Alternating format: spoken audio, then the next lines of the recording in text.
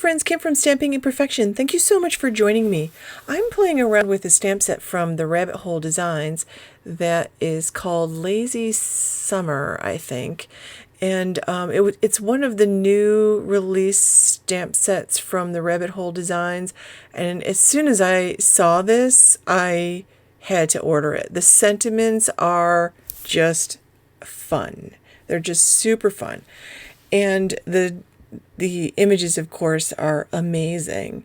So I decided I really wanted to use this hippo. I'm making a card for this week's Make the Card Challenge, and I will put the link below.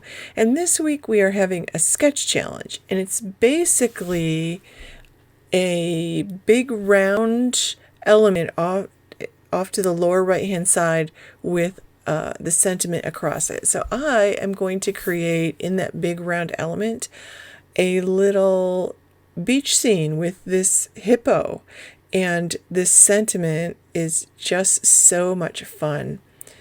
I had trouble deciding which sentiment I wanted to do.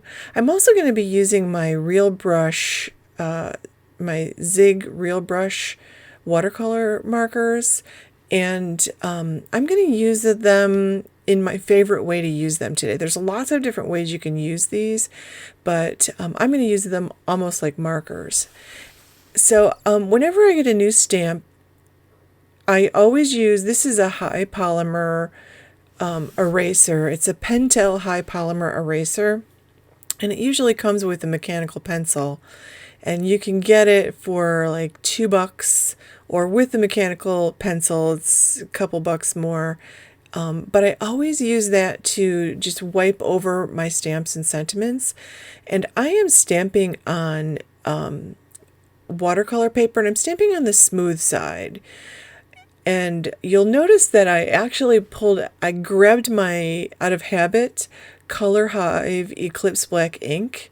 And this is a dye-based ink. I should not be using this for watercoloring. So I love this ink for my Copic markers, and you can see I used the Maker Forte Smoosher tool there, but I got lucky. This did not run at all because of the way I'm using it. I'm not using a ton of water here. I'm not using any water at the moment. So I just pulled out like a dark gray, and I'm just going around the places where I want it to be the darkest, like under his arm, and I gave him a little dark spot around his belly. I kind of want it to look like he's got that belly. And then I pulled out this is sort of a brown gray color. It's a very warm gray, actually. It's very nice. And I'm going over the other color, and then I'm making it a little wetter, just like I do with my markers. Then I took out the water brush, and I'm just going over those two colors and softening the line, and then pulling them out into the rest of it. And I try to do like a little curved lines around the belly, and I just kind of fill the rest of him in. And I just think this is the sweetest image. I love the sentiment. Says, drink in your hand, sand in your toes, and who doesn't love that feeling?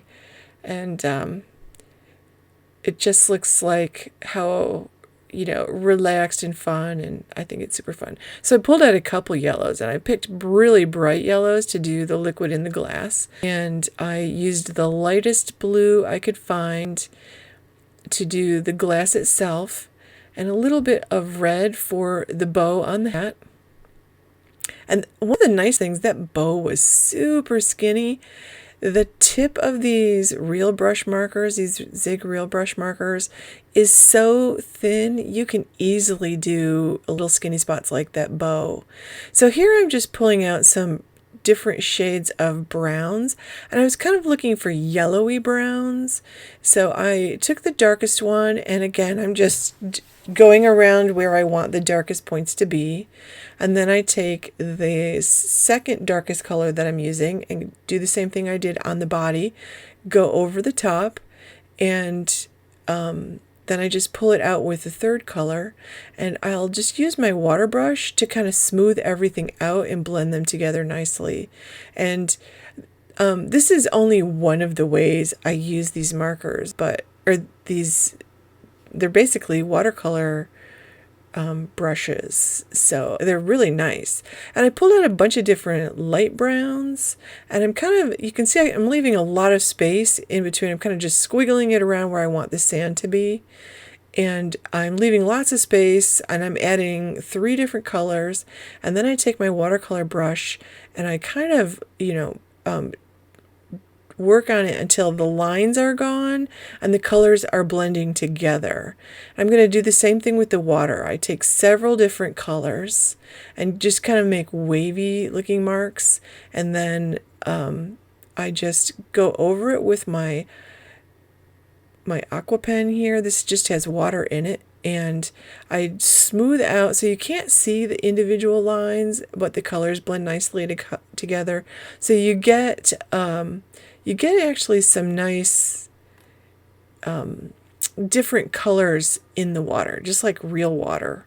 So I just keep pulling out the circle that I want to use, and now I'm just going to create some clouds, and I have a light gray, and I just sort of make like C-shape swoops or C-shaped flicks from the bottom of the cloud up, and I make a few of them, and then that's a really light blue, you can hardly see it, and I go all around the clouds, and then I'm going to just take my watercolor brush, and I actually used that red on the straw, which I wish I hadn't done until the very last step, because when everything else was dry, when I added the water, the red wasn't quite dry yet, and it ran a little bit. So I was dabbing it with the wet pen and brushing it off onto the paper towel.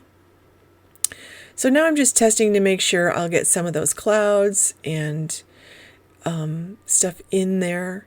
And I went back and tried to remove some more of that, and I added some blue in over the top of what is now the dried red to kind of finish it off. And I added color to the lemon slice on the side of the glass. I'm adding a little bit more blue to the sky because it's so light. Like I pulled out the lightest shade. I wanted it to look different than the water, but I wanted a little bit darker so you can actually see it in the photos. You can see it in person, but the camera doesn't always pick up what you see. So I'm going to go ahead and die cut this out. I'm just grabbing some washi tape to hold my die in place. This is one of my Circle Stacks dies from My Favorite Things, MFT stamps, and I'm just going to die cut that out. I like this set because it's got that nice stitch detail around the edge. And I'm just taking my white gel pen and I'm adding some pluses, some dots, some small wavy lines, because the white, and I really did like a little scribble along the back edge of the water, just to make it look like sparkly water. I feel like that adds a lot in the photo. And I took out a dark brown Zig watercolor pen here, or water brush pen, and added some dark spots on the sand just for some texture. So I cut out my card base at 8.5 by 5.5, and I'm using a horizontal card base because this isn't going to fit on the vertical one unless I put it in the center, and really the sketch shows it off to the side. So I'm going to use a horizontal card here and put it off to the side, and I'm just trimming up. I really need to put a new blade on my trimmer. Enough with this particular blade. So I'm going to cut this in half and use it like 2 centimeter strips, and I'm going to kind of offset them a little bit. And at this moment I'm realizing I shouldn't be doing this part with my Tombow glue. The Tombow glue I have does not dry clear, so I have to now remove a little bit of glue with my little eraser tool. This is another item, about $3. It gets rid of all those glue smudges.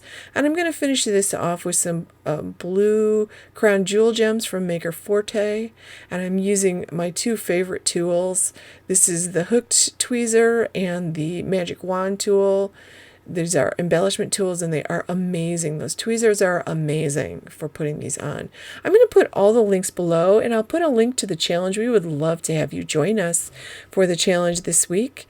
and for a chance to be our featured designer, actually. Thank you so much for watching, friends. Please give this video a thumbs up and subscribe to my channel if you're not already subscribed. And I'd love for you to leave a comment to let me know what you think of the card. Thank you so much, friends. Have a great day.